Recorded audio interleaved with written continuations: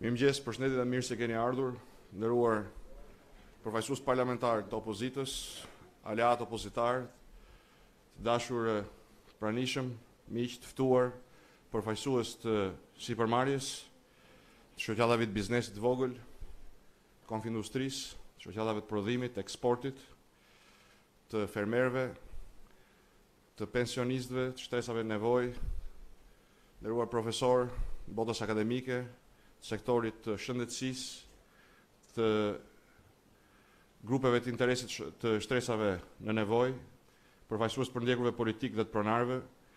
E sotmi është një ditë ku opozita së bashku me ju do të bëjë transparencën e munguar për atë që është buxheti më katastrofik në 28 vite të Shqipërisë pluraliste.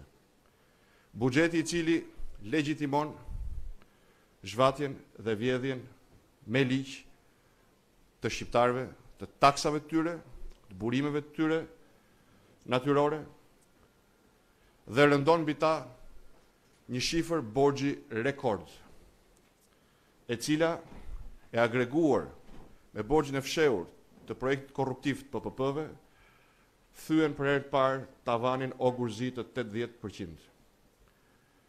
Kjo fal projektit më korruptiv të Ballkanit, projektit të ashtu quajtur 1 miliard, i cili po i afrohet shifrës 3 miliard, pra dhënjes së 15 apo 20 koncesioneve, 10 apo 15 oligarkëve të vendit, me një vlerë të barabartë sa gjithë buxheti vjetor i Shqipërisë. Rritja e borxhit,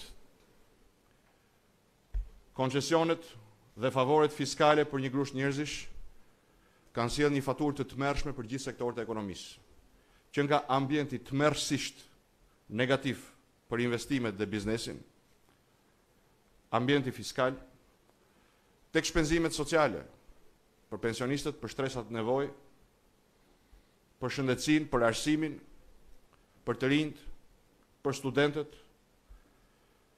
Dhe kjo në një kohë ku Shqipëria ka nevojë më shumë se kurrë për një buxhet realist, që të ndalë dramën e madhe të boshatisjes vendit,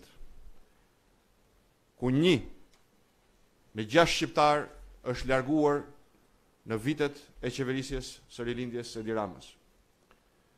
Ka nevojë për një buxhet i cili të adresojë nevojat akute të mbi 150.000 familjeve në nevojë ekstreme ekonomike, për të cilat Edi Rama ka rezervuar në këtë buxhet një shumë të barabartë me atë që planifikon të hedhë për 2 kilometra në unazën e re. Pra i ka rezervuar mesatarisht çdo familje një gjysmë milimetri asfalt të unazës së re, duke i detyruar të ndërmarrin veprime ekstreme siç është largimi nga vendi, dhe duke e çuar Shqipërinë edhe një herë në parametra afrikan, ku sipas organizatës botërore të ushqimit, FAO, 290.000 shqiptar nuk han dot më shumë se një herë në ditë, nuk han dot më shumë se një vakt në ditë. Vendi është në emergjencë.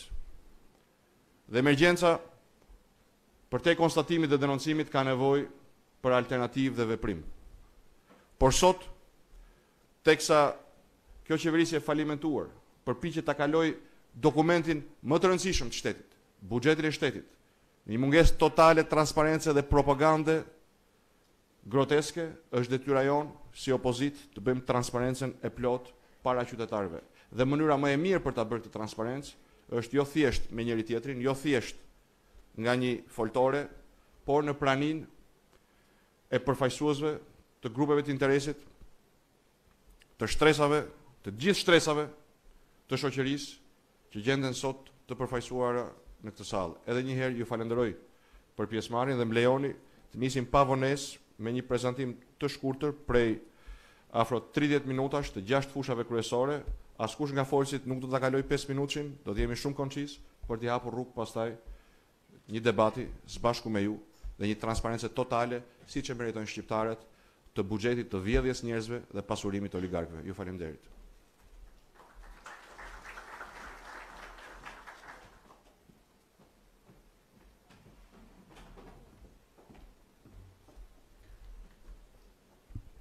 Shqipëria është sot vendi ku shteti gjobit e burgos biznesin e qytetarin. Një vend që sa herë bie shi përmbytet në fshat e në qytet. Një vend ku pensionet nuk rriten prej vitesh, por rritet çmimi i energjisë elektrike. Një vend ku ata që kanë më shumë nevojë marrin ndihmë ekonomike në mënyrë selektive, ku nuk zbatohet ligji në mënyrë të barabartë, në mënyrë të ndershme. Shqipëria është sot vendi që ka cilësinë më të ulët të arsimit. Shqipëria është sot vendi që përjeton eksodin masiv të rinjve, e çdo gjë nga këto që unë thash reflektohet në të 5 buxhetet që Rilindja ka miratuar që nga 2013 e deri më sot. Ekonomia është thjesht një pasqyrë e rrugës së gabuar që është ndjekur në ekonomi deri më sot. Rritja ekonomike është anemike, 1.5%, vetëm 1.5% që do të thotë ne po qëndrojmë në vend. Dy investimet më të mëdha që ka ekonomia, Tapi dhe Devolli, që sjellin një rritje prej 1% në rritjen ekonomike, të dy këto janë duke u reduktuar. 60% e investimeve të huaja direkte janë vetëm këto dy investime. A ka marrë qeveria masa për t'i zëvendësuar këto dy investime, që po sjellin punësi me zhvillim në zonat ku ato operojnë? Sot borxhi është në shifrën e 83%. Është një shifër jashtëzakonisht e lartë, sepse kemi një buxhet që është jashtë buxhetit. Sot kontratat koncesionare të nënshkruara deri më sot me vlerë prej 2.2 miliard euro, 14 kontrata koncesionare janë sa 1/4 e produktit brendshëm bruto, sot janë risku më i madh fiskal që rrezikon buxhetin, rrezikon ekonominë, por rrezikon edhe investimet tuaja të ndershme. Sot mbyllen 50 biznese në ditë, 50 biznese të cilat me këtë ritëm do të vazhdojnë të rriten deri në fund vitit, prej politikave fiskale të gabuara. Biznesi i vogël sot ka një rënje fitimesh prej 14%, ai mesëm varion nga 10 deri në 17%. Ndërkohë që sistemi bankar është pothuajse në kolaps, është duke mos u përdorur. 180 milion euro më pak ka qenë kreditimi i ekonomisë nga shtatorin shtator krahasuar me 2017, megjithëse normat e interesit janë ulur në mënyrë të vazhdueshme. E gjitha kjo ka krijuar një pabarazi të jashtëzakonshme. 90% e bizneseve të ndershme si puna juaj, qytetarëve të ndershëm që paguajnë tatime, e 10% që pasurohen, një grusht njerëzish që pasurohen. Po si kemi arritur deri këtu? Çfarë ka bërë Rama në 5 vite që na ka sjellë deri këtu? Monopolizimi dhe grumbullimi i ekonomisë në pak duar dhe më pas për të kontrolluar çdo treg ka sjellë këtë situatë. Nëse ndihmon grafika, në 5 vite paketat fiskale janë rritur me 1.9 miliard euro. 1.9 miliard euro ku 3 taksat kryesore që kanë rritjen më të madhe janë taksa qarkullimit. Po Gence kemi Gjergje kemi dëgjuar propozimin tënd, kemi bërë amendament për të, është flakur në parlament.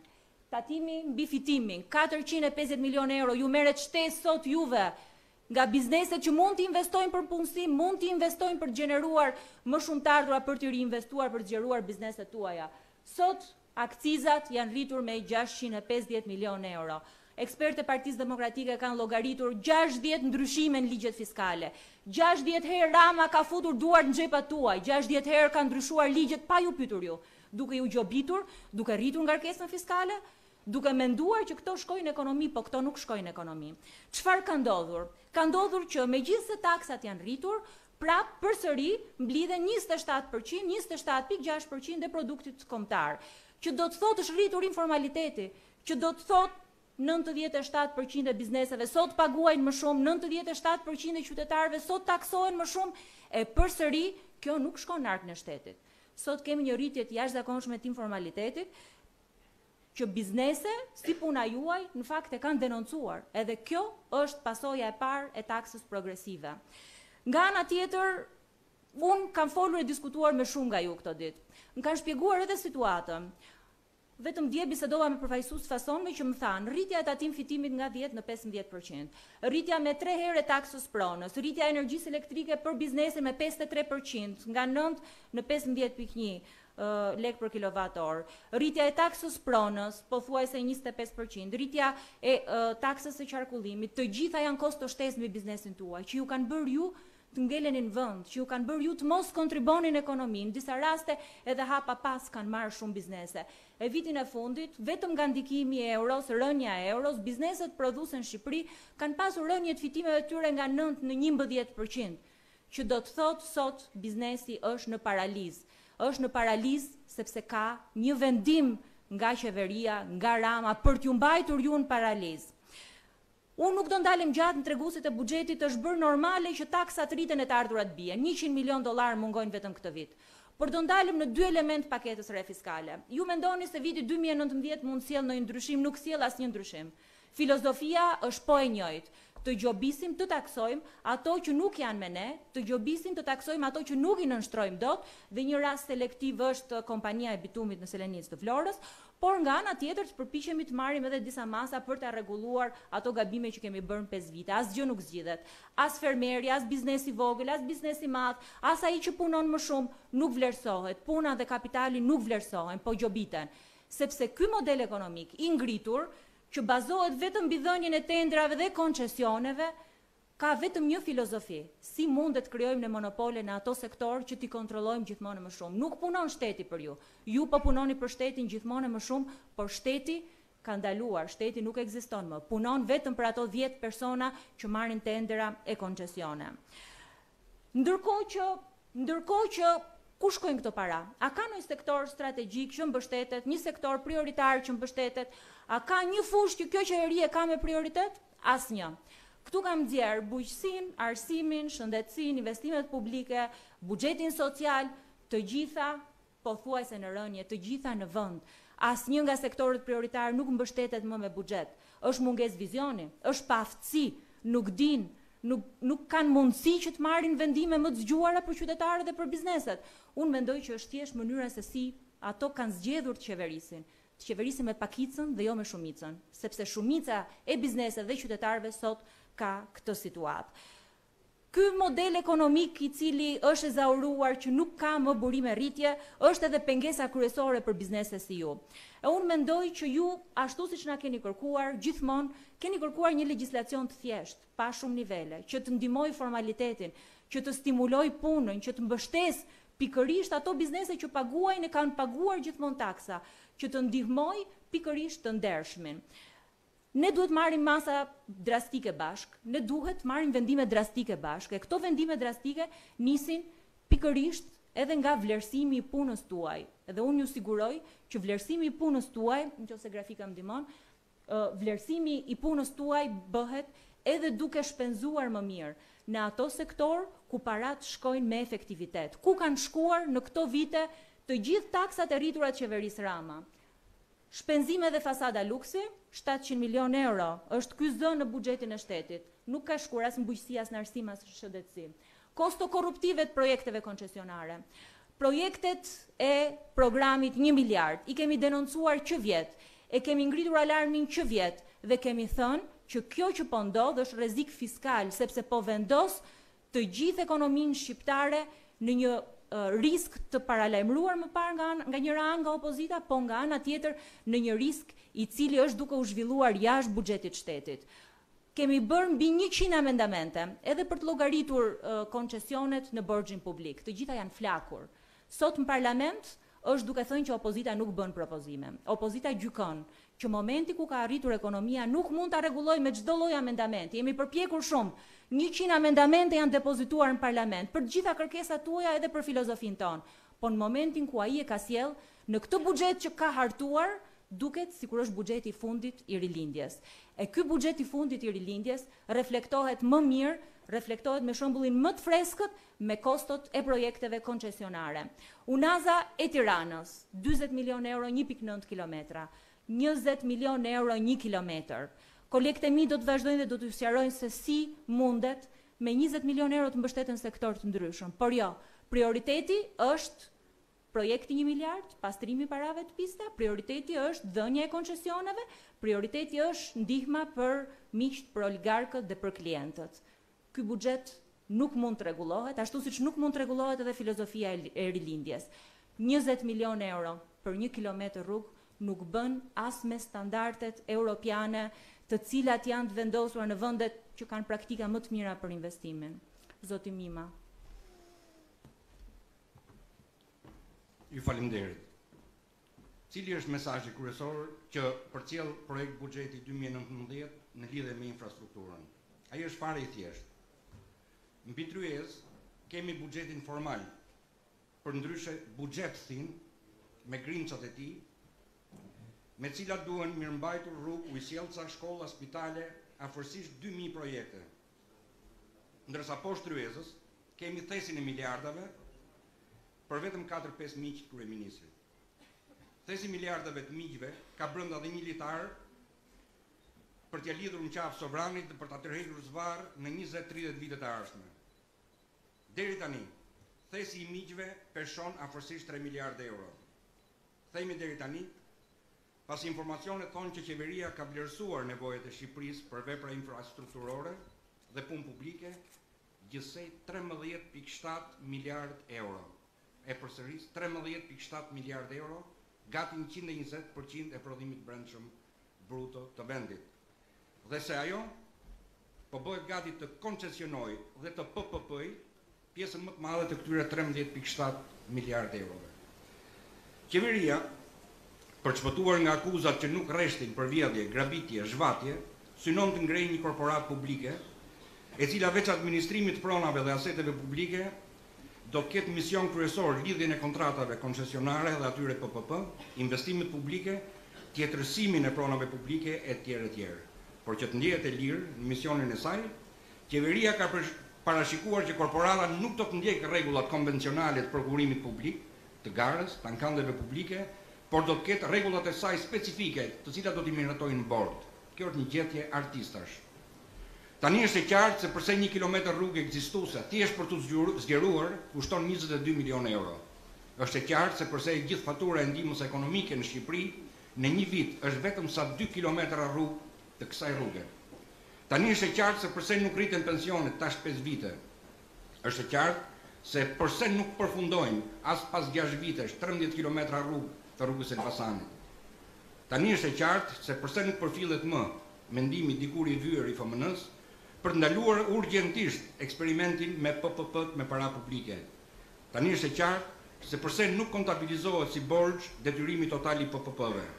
Është e qartë se përse vetëmburrja e kryeministrit artist, si ideatori dhe realizuesi i vetëm i këtij pushtimi të ri me emër me 3P, do t'i kushtoj çdo shqiptari plot 730 euro. Ky do t'jetë me sa duket buxheti i fundit i kësaj qeverie, i këtij kryeministri, ndërkohë që në vetëm 6 vite Shqipëria kalon nga vendi me infrastrukturën më të re në Ballkan në vendin me infrastrukturën më problematike. I kaloj fjalën kolegut tim Spahiu për një vështrim më detajuar mbi infrastrukturën. Faleminderit.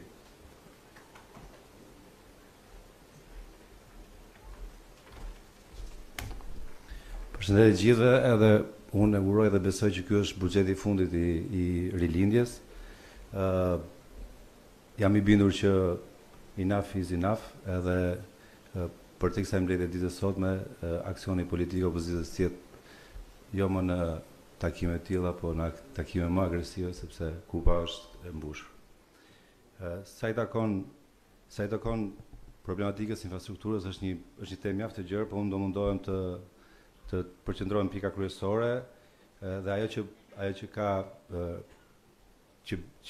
që bien sy më shumë është se këto projekte dhe në projekte pa plane dhe pa vizion, ku ka një paqartësi të madhe të mungesës së një strategjie. Kjo paqartësi konsiston në mungesën e një objektivi strategjik planifikimit urban dhe infrastrukturës për një Shqipëri të aftë, për të garantuar zhvillim qëndrueshëm dhe rritje të aksibilitetit në tregun evropian, nëpërmjet një infrastrukture moderne, portuale, multimodale, e mbështetur me një infrastrukturë moderne, rrugore dhe kurorëdore për gjitha pikat hyrëse dhe dalëse në Shqipëri, me tregun evropian dhe korridore strategjike. Ajo që vjet re në gjitha buxhetet dhe 6 vitet buxhetet të rilindjes, kemi të bëjmë me mungesë totale transparence dhe bazën ose e bazuar totalisht në investimet PPP. Investime cilat janë ofertë e pakërkuar dhe normal që çdo ofertë e pakërkuar është në interesin e kompanive private që ato të realizojnë fitime sa më të mëdha dhe s'ka të bëjë fare me atë strategjinë që unë përmenda më sipër, një strategji mbarkombëtare për sa i takon infrastrukturës.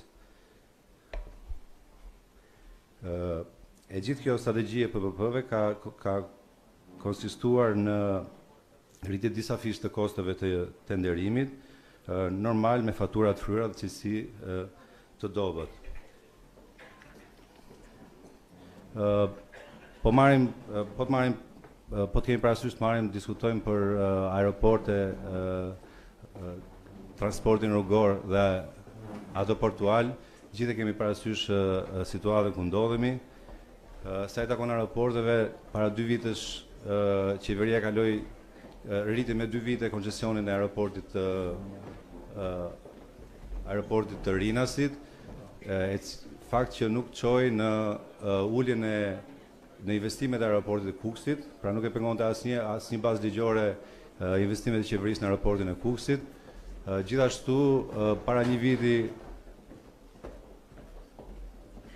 viti po parlamentu u kalua investimi gjoja për ndërtimin e aeroportit Vlorës, një aeroport që qeveria i kishte gjitha mundësi që ta ndërtonte me paratë veta. Është një shumë prej 40 milion eurosh, shumë të cilën ata po e shpenzojnë për 2 kilometra rrugë të bërë në Unazën e Re. Gjithashtu, se takon këtij aeroporti, përsëri ja vlen të theksojmë edhe mungesën e një transparencë totale sa i takon të këtij investimi. Sa i takon porteve detare, gjatë 9 muajorë 2018, rezulton se volumet e përpunimit të mradhrave ka rënë me 2.5%, koncesionet në Durrës kanë të njëjta probleme dhe akoma nuk kemi asnjë zgjidhje. Qeveria shqiptare dëshiroi të operojë doganën e Kosovës brenda portit Durrësit, e cila duhet nisë të funksionin dhjetor 2017. Porti i Durrësit duhet lidhur me linjë kurorore Tiranë-Durrës, pra është një projekt i Berzhit për këtë lidhje dhe akoma nuk ka nisë investimi, akoma nuk është qartësuar se ku do jetë stacioni në Tiranë i këtij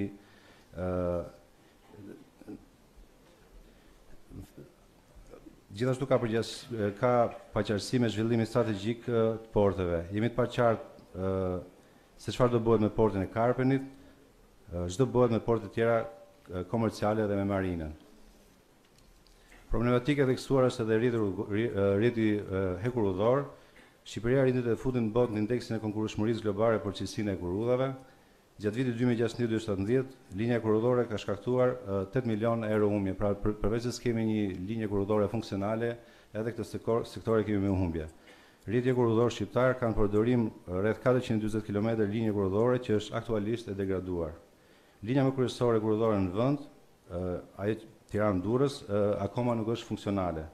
Gjithashtu nuk ka asnjë plan për linjën Durrës-Rogozhin dhe Durrës-Hani-Odhi, që janë kërkesa e samitit të Vjenës.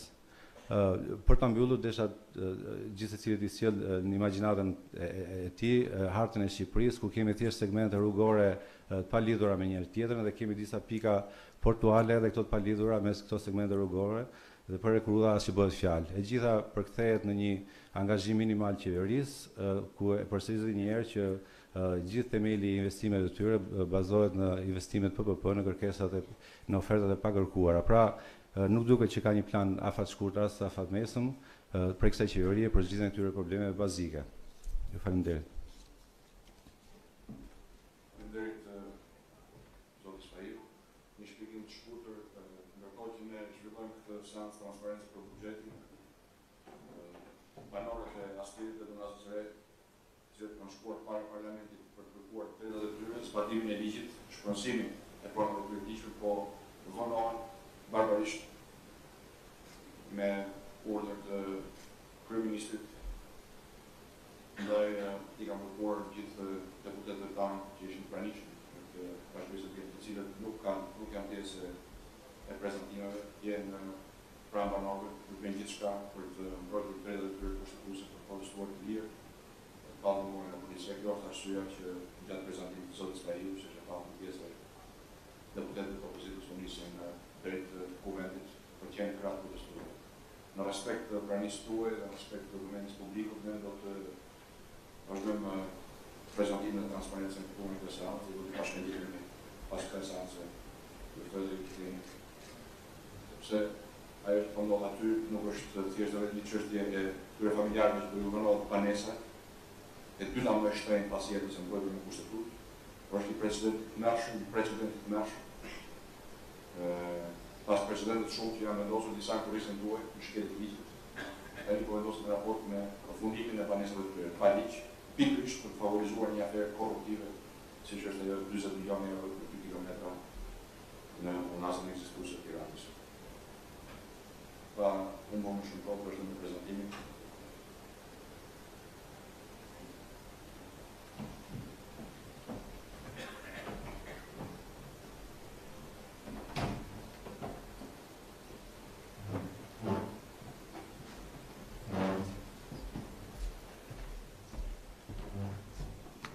Përshëndetje zonja të zotëri, për të krijuar një ide se ku ndodhet bujqësia, duhet bëjmë një pasqyrë të asaj që ka ndodhur në bujqësinë shqiptare në këtë një vit qeveriset të një tepësie të vetme, ku praktikisht shteti qeveriset nga një parti e vetme, gjë që ka ndodhur vetëm në periudhën e komunizmit. Pra, për herë të parë që nga vitet 1990, Shqipëria nuk qeveriset në koalicion, po qeveriset nga një parti e vetme.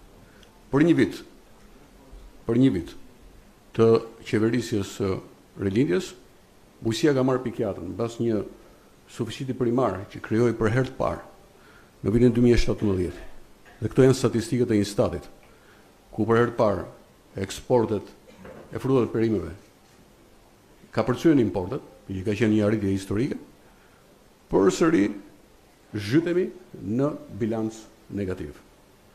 Pra, përsëri importet kalojnë eksportet. Eksportet bien dhe thellohet deficiti i bujqësisë. Pra kjo është rezultatja e një vit qeverisje autokratike dhe jo në koalicion. Kush janë shkaqet? Shkaqet janë shumë qarta. E para punës një buxhet miran. Një buxhet që nuk ka të krahasuar jo vetëm me Europën, se as si afrohemi asaj, po as në rajon. Pra buxheti që alokohet bujqësisë, buxheti për subvencione e fermerëve, buxheti për subvencione e agroindustrisë është 20 milion euro. Ai sa është kostoja e 1 kilometër rrugë Thuman Kashar. 1 kilometër rrugë për 50% të popullsisë që jeton në fshat, që mbahet me prodhimet e fshatit, që mbahet me bujqësi, që mbahet me blegtori, që mbahet me peshkim. Pra, një gjë komplet jashtë logjikës normale. Dhe me këtë buxhet kuptohet që ne ushqejmë vetëm bujqësinë e mbijetesës, bujqësinë e mjerimit dhe jo bujqësinë e konkurrencës dhe bujqësinë e eksporteve. Dhe sigurisht nuk është kjo, po ta shikosh buxhetin, po të shikoni, besoj se keni pasqyrët e buxhetit i keni përpara. Buxheti i bujqësisë në projekt buxhetin që do kaloj për miratim në parlament, jo vetëm që nuk ka rritje, po ka rrudhje, dhe ka rrudhje në 2 kolona kryesore. Ka rrudhje në sigurinë ushqimore. Pikërisht siguria ushqimore që është në vëmendjen e opinionit publik, ku nuk ka ditë nga mediat, nga rrjetet sociale, të mos i evidentohet shqetësimi i konsumatorëve për mos kontrollin e ushqimeve, për praninë e pesticideve, insekticideve, aflatoksinave, ndodhjeve bakteriale, ne rrudhim fondet për sigurinë ushqimore. Dhe jo pak, po minus 38% në krahasim me një vit më parë. Po mirë që i rrudhim, po ku shkojnë këto fonde? Shikoni zëret e shpenzimeve të Autoritetit Kombëtar të Ushqimit. Këto fonde nuk shkojnë as për kite, as për reagente, as për laborator, as për aparatura, për të bërë zbulimin e ndocave në zgjerin ushqimor, po shkojnë për blerje e limuzina, shikoni. Blerje e limuzina 70 milion lek dhe blerje të një flode për 34 automjetësh forestratësh të reja për çfarë? Për të shkuar dhe për të përsekutuar bizneset. Janë qepur maleve për të mbyllur baxhot, për të mbyllur ato pikat e therjeve, pikat e përpunimit vogla, duke nxjerrë me dhunë jashtë sistemit prodhuesit e vegjël. Po kush është baza e ekonomisë së një vendi? Jo tek ne. Po dhe në Itali, në Francë dhe në Gjermani është biznesi i vogël dhe i mesëm ai që ushqen ekonominë e një vendi. Biznesin e vogël dhe të mesëm ne kemi armik, ne po e largojmë nga tregu në mënyrë të dhunshme, kinse për mos plotësim të standardeve të cilësisë dhe të sigurisë, dhe po i hapim rrugë natyrisht oligarkëve. Sepse duhet që ai fermeri i mokrës që jeton me sakrifisa dhe mund atje në 1700 metra mbi nivelin e detit, ta përpunoj mishin në kombinatet e Korçës. Një nonsens i vërtet. Pra, të zbresa i 50 km, pagoj dhe kostën e transportit, sepse duhet detyrimisht që therjet e baktive t'i bëjnë në mënyrë të përqendruara. Pa i atë aktivitet e ka pasur për qindra vite atje. Ka mbashtuar baktin, e ka përpunuar ushqime dhe e ka tregtuar atje. Dhe pastaj çfarë agroturizmi do zhvilloni o zotëri? Po ky është thelbi i agroturizmit. Pse do vi turisti të blerë produkte supermarketave, kur shkoj të vizitoj Mokrën apo të vizitoj Tropojën, do të ushqet pikërisht me produktet lokale. Dhe detyra e autoritetit kombëtar të ushqimit është pikërisht ta certifikojë ky prodhim, natyrisht duke ndihmuar që ata të plotësojnë ato standarde të cilësisë sigurisë. Ky është roli i shtetit. Pra ta ndihmojë që ai të bëjë një investim, të shtrojë ambientin me pllaka majolike, me ujë, me banazhe frigoriferike dhe të prodhojë prodhime lokale.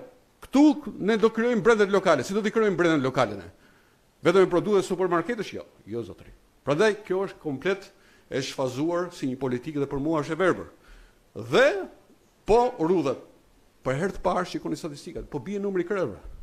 Nuk kanë më interesa të t'i mbajnë baktit. Se kur i kërkon që ta çojë 40 km dhe ta përpunojnë, pse mbanaj? Bie numri kreve. Do thuash që i prish punë ndonjë oligarku se bie numri kreve, jo zotëri. As i prish punë, i rregullon punë, sepse ai ka gati faturën e importit dhe ne për herë të parë vjet kemi importuar qindja. Pse?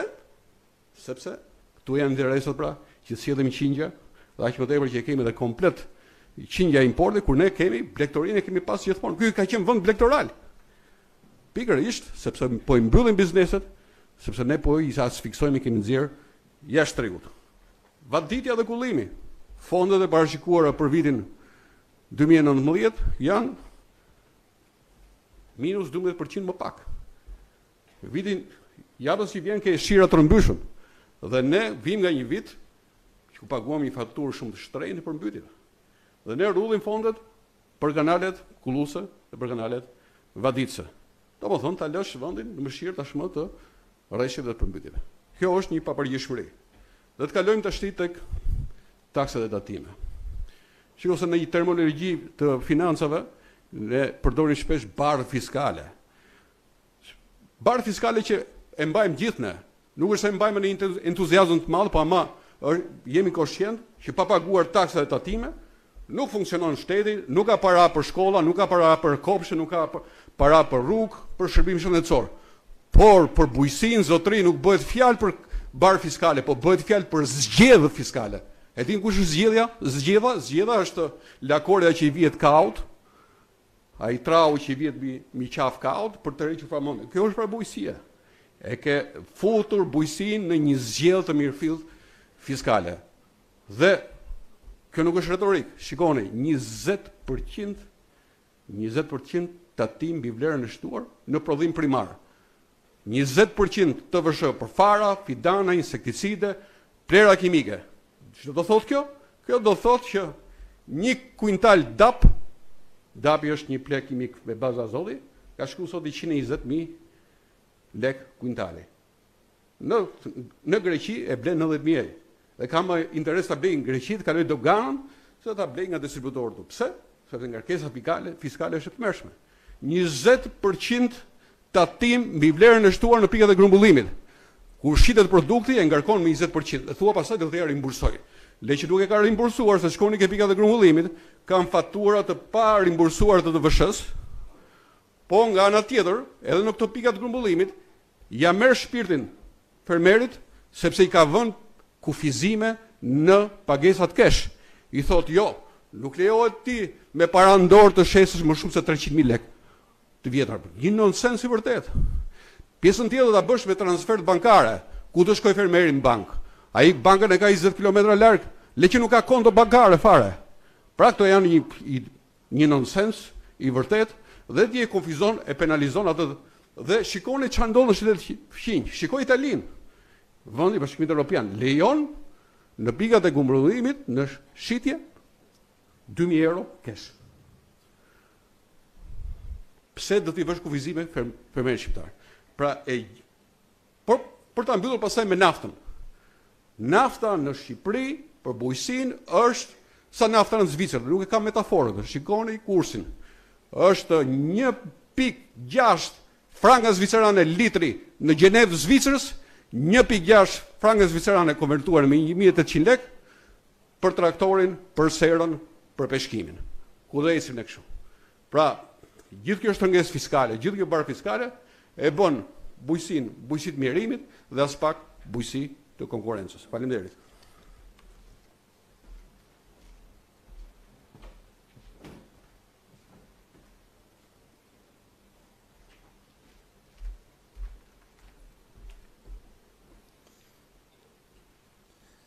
Zonja dhe zotëri, bujqësia është një sektor jashtëzakonisht i vështirë dhe pikërisht prandaj nuk ka shumë propozime të pakërkuara ose oferta pakërkuara që i thojnë, edhe si pasojë s'ka asnjë PPP. Të ketë në një të kërkoj në një blok qershisha, mollesha, në një fermë elektorale, përkundër se kërkojnë sektorë të tjerë, ndërtim, rrugë, për të përfituar nga shteti. Duke qenë kështu, jo më kot gjithë bota e subvencionon bujqësinë. Ndërsa tek ne ndodh kjo që subvencioni direkt për fermerët është 20 milion euro. 20 milion euro janë një fond i pamjaftueshëm dhe që nuk pasionon rritje. Pothuajse është motamo në të njëjtën shifër të vitit kaluar. Kjo shifër u bë si leitmotiv zakon ta krahasojmë dhe faktikisht është real. Është barabartë me 1 kilometër rrugë me kostën e rilindjes, kështu që është një turp i madh që të mendosh që bujqësia subvencionohet gjithsesi 1 kilometër rrugë. Këto nuk janë thjesht retorika, por janë realitete, cilat na çojnë në këtë gjendje që ka bujqësia sot. Në zonat rurale jetojnë rreth 460.000 familje fermere. Kjo shifër është 3.5 herë më e lartë se Kosovë dhe 2.5 herë më e lartë se Maqedoni. Ndërkohë, mbështetja me subvencione, sipas shifrës më sipër, pra 20 milion euro, nga qeveria shqiptare është 3 herë më e vogël se sa në Kosovë dhe 5 herë më e vogël në Maqedoni. Ktu bëhet fjala për shifrën në total, ndërsa realisht nëse ne pjestojmë numrin e familje fermere, shifrën me numrin e familje fermere na del 45 euro për familje. Mendojmë në rastin më optimist sikur këto 20 milion euro të disbursohen plotësisht, gjë që nuk do, disbursohen rreth 10-20% maksimumi. Deri tashmë kemi një eksperiencë fare negative deri në 5% ja disbursu, por nëse shkojmë kjo më optimistja, nëse disbursohen 20, do të thonë 9 euro për familje. Mendoni se çfarë subvencioni i bëhet bujqësisë realisht në Shqipëri. Ndërkohë që vendet fqinj, po të krahasojmë numrin e familje me subvencionet janë 10 herë më i ulët tek ne se sa në Kosovë, ku jemi 460 euro për familje, dhe 12 herë më i ulët se Maqedoni, ku jemi rreth 558 euro për familje. Fakti i disbursimit për 5% na bën pesimist që edhe këtë vit nuk besoj se do kemi një subvencion real dhe konkret për bujqësinë. Megjithatë, urojmë që edhe unë personalisht gjithmonë kam bërë thirrje fermerëve që të paktën të mund të aplikojnë dhe të arrijnë një shifër maksimale të disbursimeve, sepse kjo është një interes bujqësisë. Por eksperienca është shumë negative. Në vende rajonit, me këtë mënyrë, me grante, me kurim, shifra disbursimit ka arrit mesatarisht rreth 13%. Skemat që aplikohen për grante me kurim nuk sigurojnë mbështetje plot për fermerët. Nëse do të vazhdohet në këtë mënyrë, atëherë do të kemi të njëjtën gjendje të bujqësisë, blegtorisë dhe zhvillimit rural në përgjithësi. Mund të përdor edhe një shprehje, domethënë një shprehje noshte çik guximshme, si ta bëjmë fshatin zonë rurale tërheqëse, duhet hedhim para më shumë. Them guximshme se tërheqëse jo se gjithë po bëhet, po nga dita në ditë po kemi largim të njerëzve nga të banorëve nga zonat rurale, jo vetëm, por të largim të tyre nga puna bujqësi, blegtori në agroindustri. Në vendet e Europës dhe të Ballkanit përdoren skema subvencione gjithëpërfshirëse. Kështu duhet bëhet tek ne. Pra, nuk ka sepse të bëhet me grande, nëpërmjet konkurimeve, nëpërmjet projekteve, por çdo njeri që merret me bujqësi dhe blegtori, qoftë ky i zonë rurale apo qytetar, se mund të ketë edhe njerëz që banojnë në zonët urbane por merren me bujqësi, duhet subvencionohet për çdo kujtal prodhim ose për çdo krerë bakti, në mënyrë masive, jo në mënyrë selektive. Vetëm kjo është rruga e shpëtimit të bujqësisë. Çfarë kërkon kjo? Kërkon më tepër fonde, pra shteti të kthejë kokën nga bujqësia realisht, dhe nga ana tjetër kërkon natyrisht një formë tjetër organizimi dhe jo nëpërmjet granteve kurin që u coptun, u bën, po bëjnë lloj-lloj zyrash, po nuk po arrin që ta bëjnë atrajent, ata tërheqin, domethënë fermerin drejt realizimit të këtyre projekteve që këto mundon të bëjnë. Prandaj dhënia e subvencionit do të bazohet në sipërfaqen e tokës mbjellë, në prodhimin e realizuar, në prodhimin e shitur, numrin e krerëve të baktisë e tjerë. Sikur mund ta kuptojmë nga vende fqinj, ka disa mase për të transformuar në mënyrë të ndjeshme mbështetjen që fermerët marrin nga buxheti i shtetit. Këto shkojnë në drejtim të kundërt nga strategjia që ka zgjedhur majoranca aktuale, atë të granteve me konkurrim. Arsyet mund kuptohen lehtësisht, kërkojnë më pak punë sepse fermeri braktiset në fatin e tij, një administrat pa kualifikuar, smundje e ka hershme, gjithmonë militant, dhe njëkohësisht lën hapësirën për klientelizëm. Para se ta mbyll duhet të them diçka që e mendoj shumë sinqerisht. Është domosdoshme që ne të ndryshojmë në mënyrë drastike qasjen ndaj bujqësisë. Nuk mund të jepet sektorit që gjeneron gati 20% prodhimit të përgjithshëm bruto, një shumë të cilën sot ndërtohet 1 kilometër rrugë pra 20 milion euro. Nga ana tjetër, duhet ta përsëris, duke identifikuar bujqësinë si shpëtimin e vendit dhe duke ndërmarrë masa konkrete si ato që përmendëm më sipër, mund të japim zgjidhje jo vetëm problemeve të sektorit, por të forcojmë dhe konsolidojmë të gjithë ekonominë shqiptare. Faleminderit. Faleminderit zotit Luka dhe prezantuesve të tjerë ta respektojnë orarin për 5 minutash. Po të jetë 4 akoma më mirë, duke qenë që koha ecë. Po nëse më mënyrë mbi 5 minuta, sepse kemi më të ftuarish që nuk janë të thjeshtë vetëm për të dëgjuar, por për të kontribuar me mendimet e kontribuarve të tjerë.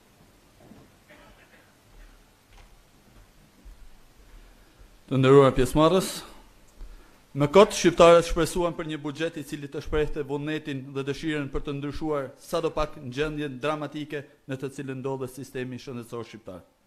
Buxheti i vitit 2019 për shëndetësinë rikonfirmohet si buxheti i korrupsionit, i abuzimit dhe braktisjes së sistemit shëndetësor. Buxheti i akorduar për një nga sektorët më të rëndësishëm të një vendi, siç është shëndetësia, zë vetëm 2.9% të prodhimit brendshëm bruto, shumë larg madje edhe nga premtimi i rilindjes për ta quar në 5%, nëse mani mend, premtuan 5%, nuk e quan dot as në 3%. Ky nuk është buxheti i kujdesit shëndetësor dhe social, por buxheti i koncesioneve në kurrizë të shëndetit të qytetarëve shqiptar. PPP-t, skemat mega korruptive të panevojshme e të padobishme për shqiptarët, do t'i kushtojnë buxhetit të shtetit, pra taksapaguesve shqiptar, $33 milion, atë sa nevojitet për të rimbursuar listën e barnave për të paktën 3 muaj, ose për mos thënë për të ndërtuar të paktën 3 spitale të standardeve më të mira të madhësisë mesatare. Pas koncesioneve të rrugëve, koncesionet PPP, propozimet pa kërkuara në shëndetësi, zën vendin e dytë për nga shpenzimet marramendse dhe abuzuese me buxhetin e shtetit. Ndërkohë që njerëzit afër kryeministrit mbushin xhepat me milionat e eurove të taksapaguesve shqiptar nëpërmjet check-upit famshëm $8.7 milion, sterilizimit $16 milion, apo koncesionit për laboratorët $8.8 milion, qytetarët e thjeshtë, pacientët, vazhdojnë të vuajnë mungesën dhe degradimin e infrastrukturës, por edhe të pajisjeve dhe aparaturave mjekësore për shëndetin e tyre. Dhe s'ka si ndodh ndryshe kur qeveria i kushton një vëmendje të jashtëzakonshme financimit të PPP-ve korruptive me $33 milion, ndërsa harxhon shumë më pak për investimet në të gjithë sistemin shëndetësor, duke planifikuar vetëm $29 milion, më së shumti edhe këto për lyerje apo për fasada. Shifër kjo e barabartë me kostot e 1.2 km rrugë të unazës së re të Tiranës. $29 milion. Kaq është planifikimi për investimet në shëndetësi në buxhetin e ri. Kjo është vëmendja e kësaj qeverie ndaj përmirësimit të kushteve për marrjen e shërbimit shëndetësor nga qytetarët shqiptar, por edhe krijimin e kushteve të domosdoshme për mjekët dhe infermierët, të cilën përballet çdo ditë me vështirësi dhe mangësi të pafundme. Janë pikërisht këto mjekë dhe infermierë që sot zgjedhin të largohen nga Shqipëria sepse ndihen të pavlerësuar, të nëmpaguar. 150 mjekë janë larguar vetëm këtë vit nga vendi. 73% e mjekëve kërkojnë të largohen nga Shqipëria sipas sondazheve të fundit. Është një shifër e frikshme, e cila tregon më së miri jo vetëm situatën e rëndë ekonomike, por edhe depresionin e thellë të shoqërisë tonë dhe humbjen e shpresës për një të ardhme më të mirë, tashmë edhe nga ato që konsiderohen si elita e kësaj shoqërie. Ky buxhet është pasqyra e vërtetë e kësaj qeverie. Ky nuk është buxheti i laboratorëve, i sallave të reja të ndërhyrjeve kirurgjikale, të spitaleve dhe të qendrave shëndetësore, të higjienës në spitale, i funksionimit eficient të dializës, i furnizimit me gjak për qindra fëmijë e të ri talasemik, i skanerëve dhe ilaçeve kundër tumoreve. Ky thjesht është buxheti i hajdutërisë të madhe. Pa dashur të zgjatem, i kaloj fjalën kolegut tim, zotit Vasili. Faleminderit.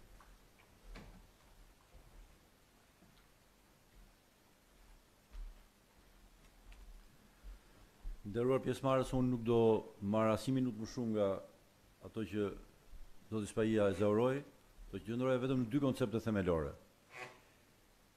Ky buxhet është shuan përfundimisht jo për ne, po për të shqiptarët, maskarallëkun e madh të premtimit të shëndetësisë falas. Përfundimisht kjo është dita e fundit, është dita e fundit e shuarjes së një atentatit më të rëndë që ishte bërë sistemi shëndetësor, dhe detyrës madhe që marrin përsipër për të rivendosur sa më parë me mekanizmat e pushtetit të ardhshëm, pikërisht ringritjen e një rrënimi të tmerrshëm këtij sistemi. Së dyti, është një buxhet i cili përfundimisht bind të shqiptarët që nuk janë më njerëz që marrin shërbim, po janë klient në këndvështrimin e qeverisë, të cilëve u merren ca para apo përdoren si instrumenta për të justifikuar paratë e koncesioneve. Së treti, është një buxhet i cili rënon përfundimisht mundësinë që shërbimi shëndetësor të merret sa më afër banesës, por ecën edhe ky si të gjithë investimi në shëndetësi në përqendrimin e jashtëzakonshëm që mban gjallë dhe ushqen një korrupsion të frikshëm. Përqendruar bana, përqendruar shërbimet, përqendruar gjithçka që u jepet qytetarit në mënyrë që për shkak të përqendrimit të madh korrupsioni i jashtëzakonshëm dhe paratë të bëjnë diferencën, pra përfundimisht kemi një qytetar klient, viktim të një korrupsionit përqendruar qeveritar. E fundit, jo pak e rëndësishmja, një nga arritjet thelbësore të një sistemi i cili ka vështirësi ekonomike, siç janë sistemet tona shëndetësore, ka qenë mbajtja një sistemi të fortë referimit të pacientit, që mundëson që ndihma të jepet sa më shpejt, të jepet sa më me cilësi, dhe që qytetari, po dhe smundja të mos traskurohen njerëzit të dyja. Ky sistem referimi është rënuar dhe si e tillë, shëndetësia është pa drejtim, shëndetësia është e improvizuar, është thjesht dhe vetëm disbursusja e radhës së parave që duhet shkojnë në xhepin e radhës të koncesionit radhës.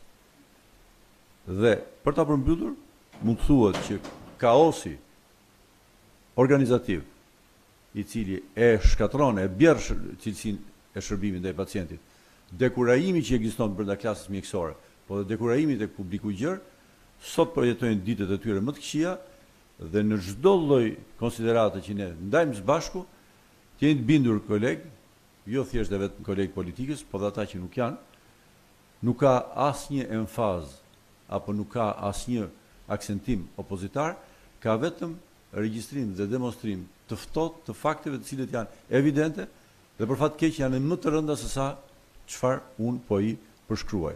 Kështu që duke i mbetur dhe konsideratës që zonja Tabaku thanë kryet herës, të tilla buxhete të konceptuara në drejtim të hajdutërisë dhe që e kthejnë njeriu në klient, janë të pamundshëm për tu riparuar, për tu ndrequr, për tu amenduar. Këta janë buxhete për të rrudzuar së bashku me ata që i propozojnë këto buxhete. Faleminderit.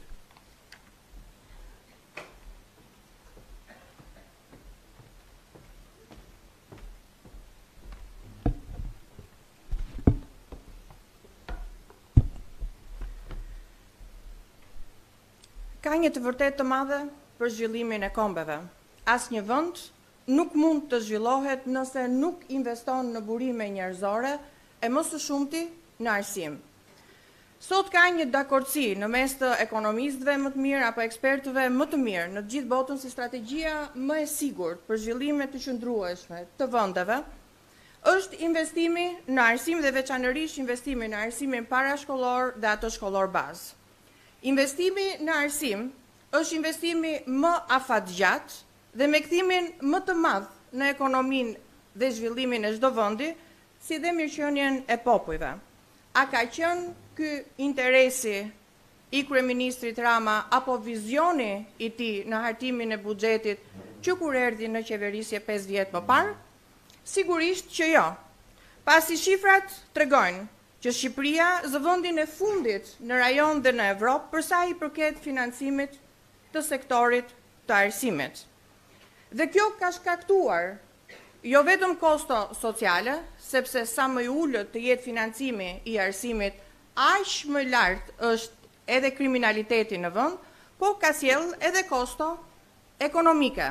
Sipas një studimi të fundit të UNICEF-it, për shkak të mos financimit adekuat në nivelin 5% të arsimit, çdo vit ekonomia shqiptare ka humbur 35 milion dollar. Pra çdo vit për shkak të financimit shumë të ulët të arsimit. Nëse bëjmë llogarit në 5 vite, atëherë ekonomisë shqiptare i kanë humbur 175 milion dollar. Është krejt i qëllimshëm. Pra pambetja është e ardhmja që Edi Rama po ndërton për Shqipërinë, duke lënë në mjerim sistemin arsimor të vendit. Shpërfillja ndaj arsimit është fakti më dëshpërues dhe me pasoja më të rënda në të sotmen, por më së shumti në të ardhmen, që reflektohet edhe në buxhetin e vitit 2019 propozuar nga qeveria. Kjo e vërtet shpjegohet edhe nga grafiku që shifni. Në vitin 2013, financimin për arsimin dhe në financim kemi llogaritur jo vetëm atë çka i shkon Ministrisë së Arsimit, por edhe ministrive dhe institucioneve të tjera shtetërore. Shifni sa ka qenë financimi i arsimit në vitin 2013. Ka qenë 4,24%. Dhe që nga ai vit dhe vazhdon deri në vitin 2019, pra viti propozuar tani në buxhet, por dhe vitet në vijim 2020-2021 neve shohim një rënje të vazhdueshme të financimit të sektorit të arsimit. Nga 4,24 në 2019 dhe në 2021 shkon 3,5, plot 28% ulje të financimit në sektorin e arsimit. Ulje e cila është ulje drastike dhe që ndodh për herë të parë, është ulja më e madhe në historinë e Shqipërisë. Sot në arsim investohen disa herë më pak se sa Rama investon në fasadat me ngjyra të ndezura. Luksi dhe qefet kryeministrore kanë shumë më tepër rëndësi për kryeministrin se sa shkollat dhe infrastruktura shkollore. Nëse bëjmë një krahasim shumë të thjeshtë, ai sa është planifikuar për të investuar në shkolla, në kopshte, në çerdhe, në universitete në 2019, po aq parashikohet që të investohet për luksin kryeministror. Pra, ajo godina e kryeministrit në qendër të bulevardit mund të marri për luksin dhe qefet e tij, po aq sa marrin shkollat dhe po aq sa planifikohet që të shpenzohet në arsim. Apo një krahasim tjetër për ta bërë akoma më të thjeshtë. Të gjitha investimet që janë parashikuar në buxhetin e 2019-s për shkolla, për çerdhe, për kopshte,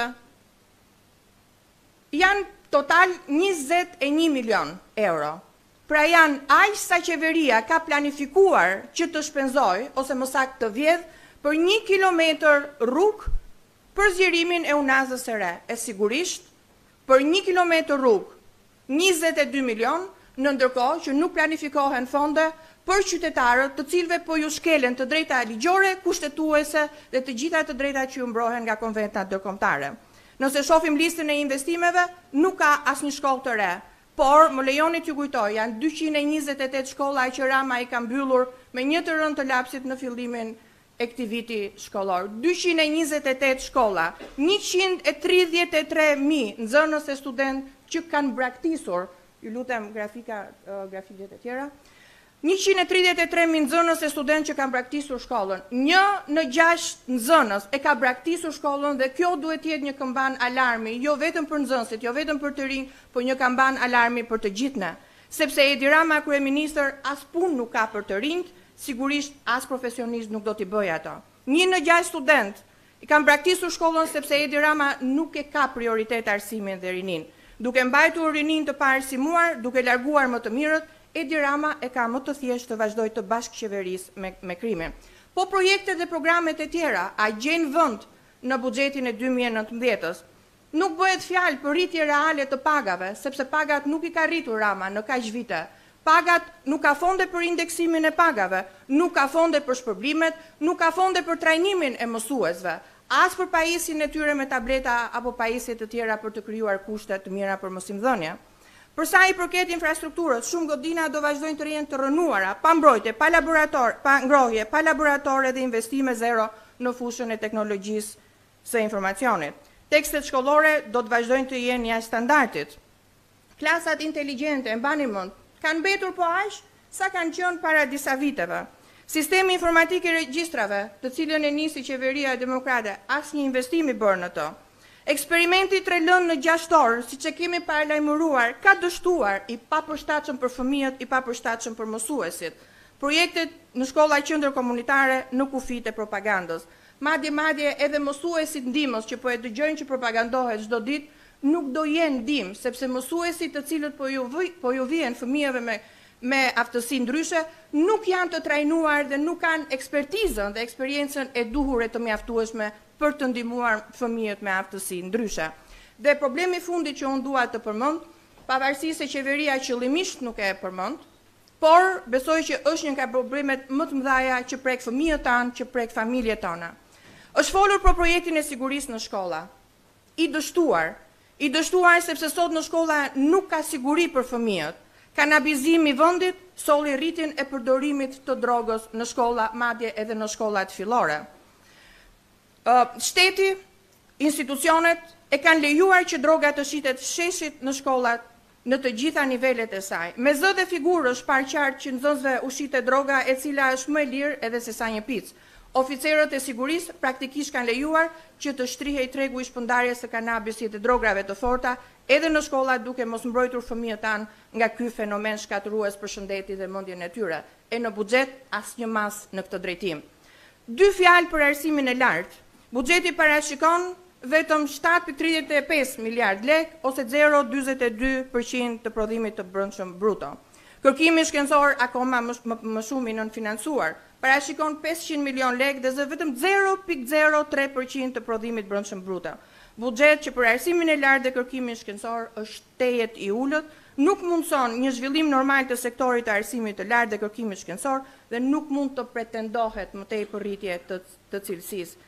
Ligji i arsimit lartë ende nuk po gjen zbatim për shkak të mungesës së akteve nënligjore. Studentët nuk kanë kodin e tyre, nuk kanë mundësi për të marrë kredi studentore.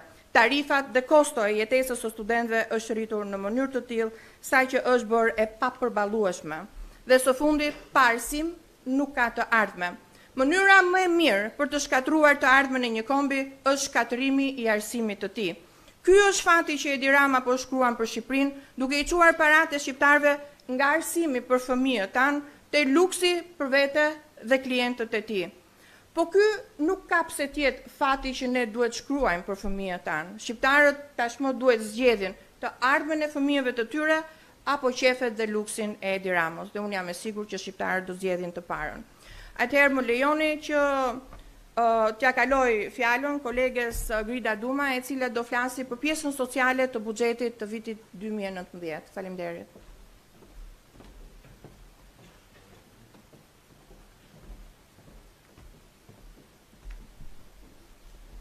Të nderuara zonja dhe zotrinj, paketa sociale apo buxheti social është një kodifikim në shifra, në numra, i një kodi tjetër që është kodi moral i qeverisjes dhe përrjedhoi kodi moral i shoqërisë. Pensiones. Kontributi i punës së një jete do të shpërblehet në akomodim, rehati apo në denigrim.